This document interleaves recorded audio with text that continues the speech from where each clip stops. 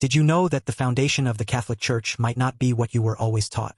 You may have been told that it began with a man named Peter, the apostle of Jesus. But what if I told you that the real story is much deeper and, in some aspects, even contradictory?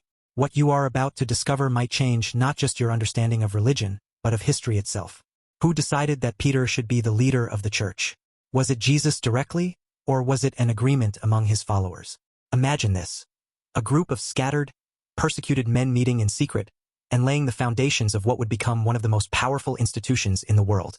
How likely is it that all this emerged from a single moment or a single person? The answer might surprise you. Think about this for a moment. The Catholic Church, which today has more than 1 billion faithful, began amid oppression and chaos. Rome was a hotbed of political power, the worship of pagan gods, and the constant threat of persecution. The followers of Christ not only struggled for their faith but also to survive in a hostile world.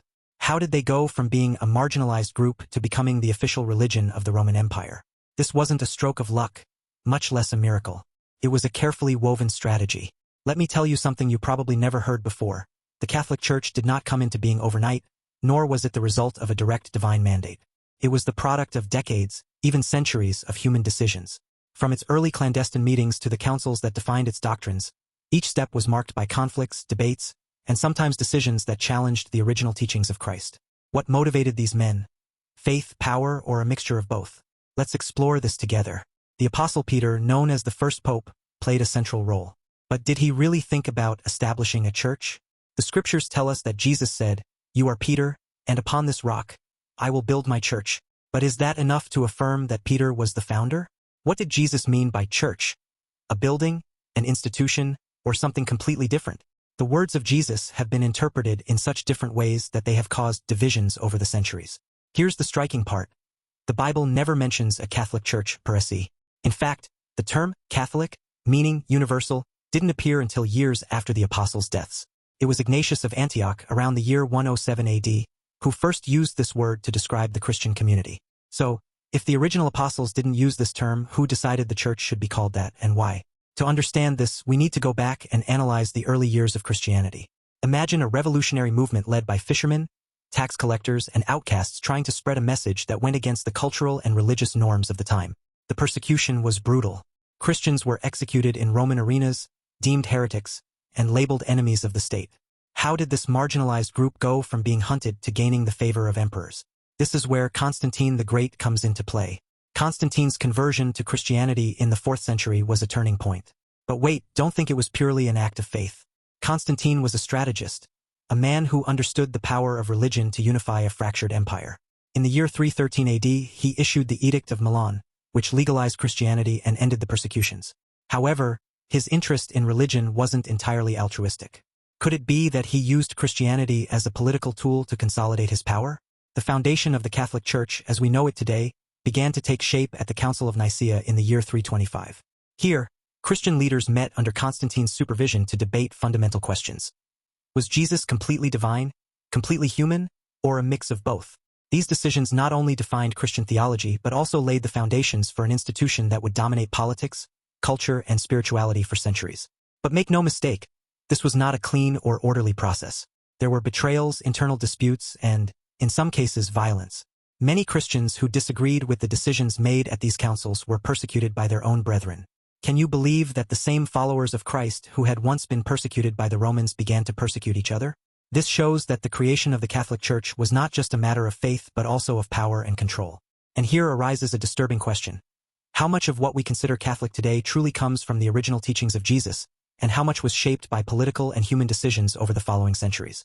This is not a critique, but an invitation to reflect. Have you ever wondered why certain doctrines are the way they are, or why certain books were included in the Bible while others were discarded? The answers to these questions might surprise you more than you imagine. This story is far from over, and what comes next delves even deeper into the mysteries and challenges that define the early centuries of Christianity. Are you ready to continue this journey and discover truths hidden in plain sight? Did you know that some key early Christian texts were almost lost forever? Many people don't realize that before the Bible, as we know it, was compiled, there were dozens of Gospels, letters, and accounts competing to define the Christian faith. Now imagine this, Christian leaders from different parts of the Roman Empire, each with their own ideas and traditions, gathering to decide which writings would be considered the Word of God and which would be discarded or even condemned. Who were these people, and what criteria did they use to make such significant decisions? The answer is part political, part theological, and completely surprising. What happened in the early centuries of Christianity was not a simple selection based on spirituality. It was an ideological battle that determined which version of the faith would prevail. And did you know there were Christians who believed in a completely different God from the one we know today? Groups like the Gnostics saw faith in a radically different way. They believed that secret knowledge, not blind faith, was the key to connecting with the divine. Some even thought the God of the Old Testament was an inferior, tyrannical figure, different from the loving Father that Jesus taught about. Imagine the impact if those ideas had triumphed. The Council of Nicaea, which we mentioned earlier, not only aimed to define who Jesus was but also to silence these dissenting voices. Many texts considered heretical were deliberately destroyed. Some only came to light centuries later, such as the Gnostic Gospels discovered in Nag Hammadi in 1945. These texts offer a completely different view of the early years of Christianity, one in which diversity of thought was the norm rather than the exception. What happened to eliminate that diversity, and more importantly, what does this mean for the faith we know today? Let's talk about Peter and his supposed primacy in the Church. While Catholic tradition holds that he was the first pope, historical evidence is much more ambiguous. In the book of Acts, Peter plays an important role but is never described as the absolute leader. In fact, at the Council of Jerusalem, a key event in early Christianity, it seems that James, the brother of Jesus, held a more prominent position. So, where does the idea that Peter was the rock upon which the Church was founded come from? This is where a mix of theological interpretation and institutional construction comes into play. Can you imagine that one of the Church's pillars might be based more on tradition than on direct historical evidence? Another intriguing aspect is the role of Rome. Why did it become the center of Christianity when Jesus lived and died in Jerusalem? The answer is deeply rooted in Roman imperial politics. Rome was not only the empire's capital but also a symbol of universal power. By establishing its base there, the Catholic Church sought not only spiritual authority but also political legitimacy. This explains why the early popes worked hard to consolidate their power in the city and extend their influence to other regions. But it wasn't a smooth path. The development of the Catholic Church was filled with internal conflicts. Did you know there were times when up to 3 different people claimed to be the legitimate pope simultaneously? These episodes, known as the Western Schism or the Three Popes Crisis, are a reminder that the Church, although divine in its ideals, has always been made up of human beings with ambitions and weaknesses. How did they reconcile these power struggles with the message of humility and service preached by Jesus? That is a question that continues to spark debate today. Finally, consider the impact of Constantine's conversion to Christianity. Although he officially adopted the faith, he maintained pagan practices until the end of his life. He was even baptized on his deathbed, which has led many to question whether his conversion was genuine or merely a political act. What do you think? Do you believe a strategist like Constantine would adopt Christianity purely out of faith, or did he use it as a tool to unify a divided empire? What is clear is that, thanks to him, Christianity went from being a persecuted faith to a favored religion, something that forever changed the course of history.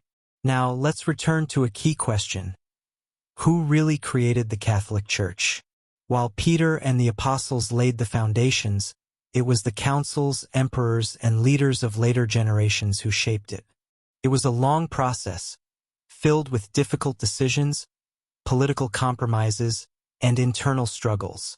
But this does not diminish the greatness of what they achieved. The Catholic Church, with all its flaws and contradictions, has shaped the history, culture, and spirituality of billions of people. Finally, I want to leave you with a reflection. The Catholic Church, as we know it today, is not just the product of one moment or one person but the result of centuries of evolution, struggle, and faith. It reminds us that even the greatest and most powerful institutions have their roots in the dreams, doubts, and decisions of human beings like you and me. What do you think? Now that you know all this, do you believe the Church is more divine, more human, or a perfect mixture of both?